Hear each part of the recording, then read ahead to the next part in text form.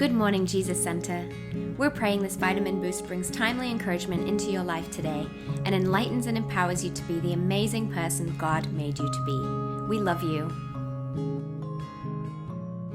I was going through the last 2,000 years of church history, and in the 2nd century, there was a church leader named Clement of Alexandria, and he was a highly educated man, and he had the whole church dancing around in circles, because he was saying, there are angels that are dancing with us, and we are dancing around the throne of God. I mean, imagine the early church. No wonder they grew so quickly the first 300 years.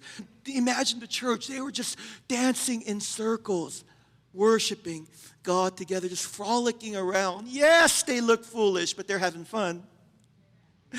Then there was St. Lawrence. This isn't Brother Lawrence who came centuries later. This is St. Lawrence in the 3rd century. This is hilarious, where at the age of 32, he was burned at the stake.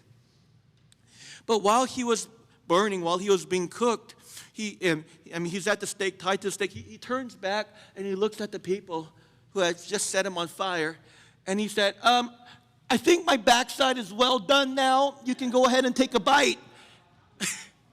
So he is joking while being martyred. That's in the history books. Then there's Ignatius of Loyola from the 16th century, and I know he's known as the guy who wrote profoundly on spiritual disciplines and discernment, yet he was a hilarious person. He would just go around and do spontaneous, funny dances just to get a reaction out of people.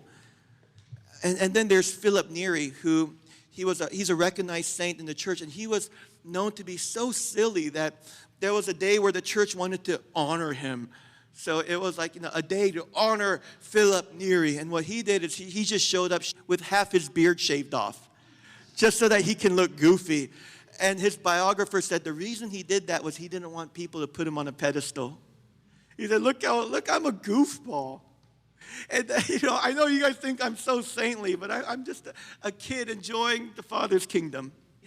There's other accounts where he would just wear pillows on his head just to make people laugh. And a hot summer day, like some of the days that we've been having, he would wear a coat of foxtails that is as hot as it gets, and he would just walk around just to get a reaction out of people. Man, that's funny.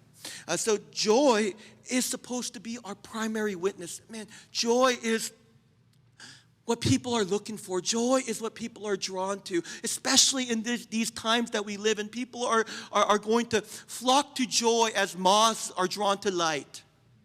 In the book of Acts, and we read about how the early Christians turned their world upside down, and the church is growing by leaps and bounds. Man, they are spreading, they're releasing God's kingdom everywhere. And you'll find 12 times in the book of Acts, it says that the church was full of joy, or the church imparted joy to their city.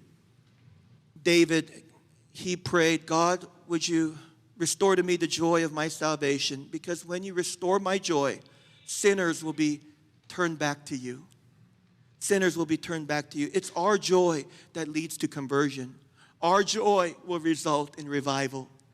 Our personal joy will lead to individual lives being changed. But I believe our corporate joy, man, it will transform cities.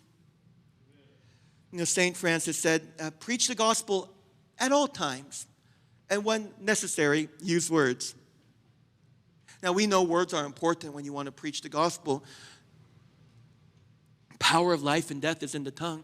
But what he's saying is just preach the goodness of God. Preach the love of God at all times. I think the way we do that is through our joy. It's through our joy. Man, I think what's just as important as the words coming out of the mouth is the light that's in our eyes. Our face is glowing because of joy. Thanks for listening to today's Vitamin Boost. Have a love-filled day, and we hope to connect here again tomorrow.